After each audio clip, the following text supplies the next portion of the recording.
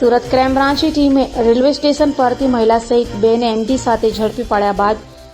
જેઓને એમડી આપવા આવ્યા હતા તેઓને પણ ક્રાઇમ બ્રાન્ચની ટીમે ઝડપી પાડી તેઓ પાસેથી પણ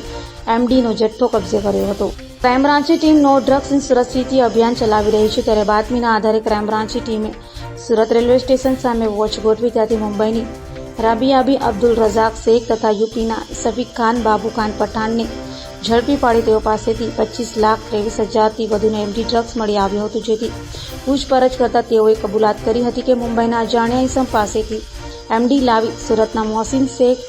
સરફરાઝ, સલમાન તથા દૈસલ નાઓને આપવાના હોવાની કબૂલાત કરી હતી. જેથી પોલીસે આરોપીઓએ બતાવેલા નામોના આધારે સુરતના એમડી પેડલરો સરફરાઝ, સલમાન પટેલ, ફૈસલ અલ્લાહ રખા કચરા, યાસીન ગુલ્લા, અશફાક શેખ અને સૈયદ આસિફ બાબુને ઝડપી પડ્યા હતા. પોલીસે અન્ય આરોપીઓ પાસેથી પણ એમડી ડ્રગ્સ કબજે કર્યો હોય. આ મામલે ક્રાઇમ બ્રાન્ચ અલગ અલગ 5 ગુના નોંધી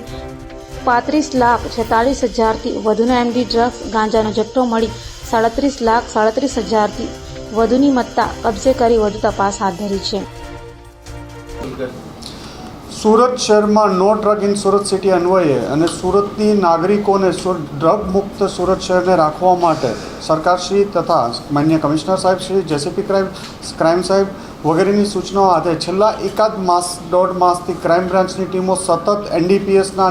દૂષણને નાથવા માટે પ્રયત્ન કરતી હતી અને એનડીપીએસનું જે આખું નેટવર્ક કે બહારના રાજ્યોમાંથી એમડી ડ્રગ્સ લાવી સુરતના અલગ અલગ પેડલરોને આપવામાં આવે,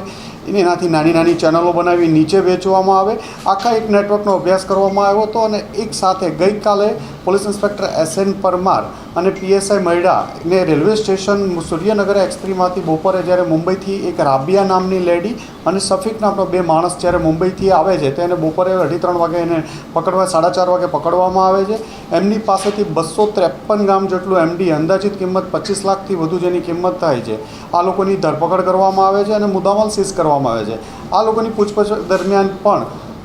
સુરતના મોહસિન, સલમાન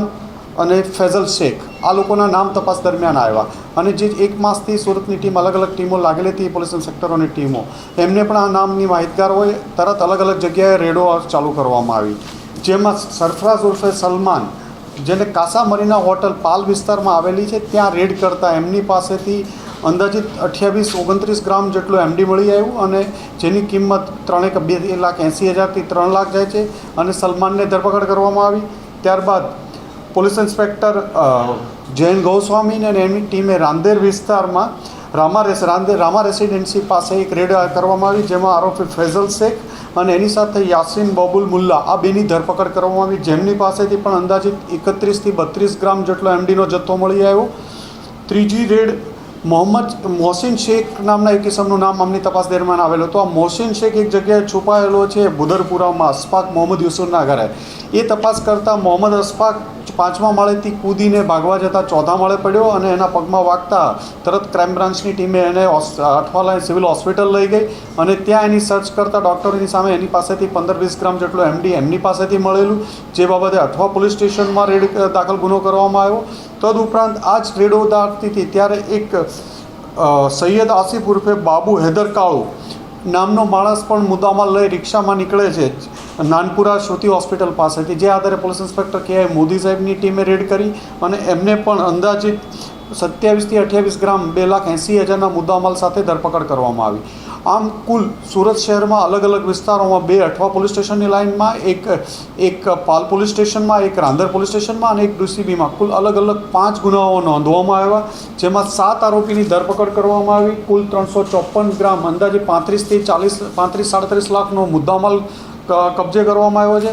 આ તમામ આરોપીઓની પૂછપરછમાં સુરતનું ઘણું મોટું નેટવર્ક બહાર આવ્યું છે અને અન્ય લોકોની ધરપકડ કરવાના પ્રયત્ન ચાલુ છે અને હાલના આ કેસનું ઇન્વેસ્ટિગેશન પણ ચાલુ છે.